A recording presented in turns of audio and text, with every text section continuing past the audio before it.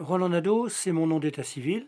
C'est aussi mon nom principal d'écrivain et de poète, même si j'ai publié sous pseudonyme quelques autres livres. Je voudrais vous parler des deux plus récents. L'un qui a été publié il y a quelques mois et l'autre il y a un peu plus d'un an. Ces deux livres sont très différents puisque l'un est en prose quasiment journalistique et l'autre est uniquement sous forme poétique. Le tout récent, c'est celui-ci, L'amour ça brûle mais ça illumine, publié il y a quelques mois.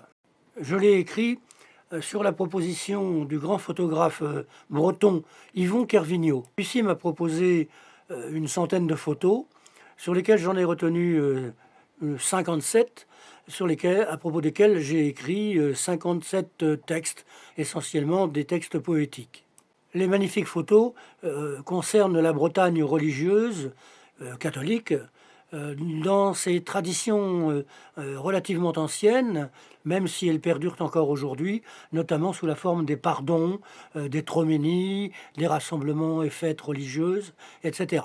Je n'ai pas illustré les photos, elles parlent d'elles-mêmes, elles n'ont pas besoin que quelqu'un en mette une légende dessous, mais par contre, elles m'ont inspiré des textes assez différents, mais sur lesquels on retrouve les thèmes que j'utilise dans mes livres récents, c'est-à-dire les quatre fondements de ce qui a fait ma vie jusqu'à présent. L'amour, la foi retrouvée, l'engagement social et politique et l'écriture.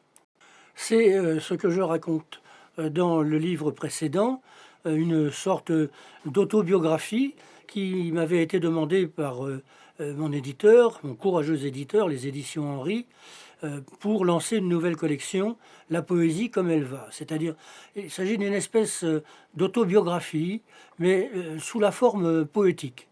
C'est-à-dire, on y retrouve bien entendu ce que je viens d'évoquer dans le domaine de ma foi, de mon engagement politique à la fois, et social, à la fois dans mes collaborations avec des gens comme Michel Rocard, ou le fait que j'ai bâti une ville, Saint-Quentin-en-Yvelines, particulièrement Guyancourt, etc. On y retrouve bien entendu tout ce qui concerne l'écriture, et puis le rassemblement de tout cela se fait sur le thème de l'amour humain, mais aussi l'amour de Dieu, l'amour de l'humanité, l'amour de soi-même pour se respecter afin de respecter les autres. Il s'intitule Le miroir amnésique. Amnésique, vous comprenez pourquoi. C'est un titre que je dois à un très grand poète qui est aussi un moine en Bretagne, Gilles Baudry. Voilà, j'espère vous retrouver au salon de Dijon. À bientôt.